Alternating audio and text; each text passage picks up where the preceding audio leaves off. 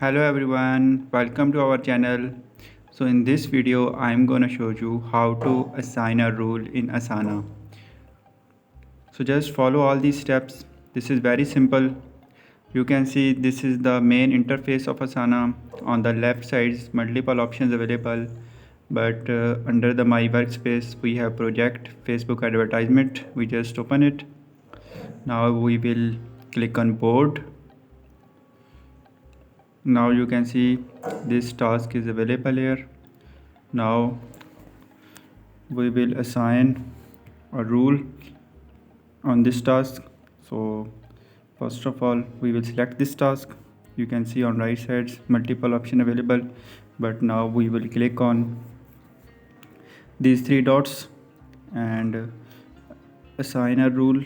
Now add the rule. You can see multiple options available here, triggers, action. So now we will select task assigned and now select the relevant person. Now we have added the relevant person. Now we will add more section, like we are adding the comment section. So in the comment section you can type the command you want to share, like hi William, kindly do this task on priority basis. So now after this you can see we have assigned a rule.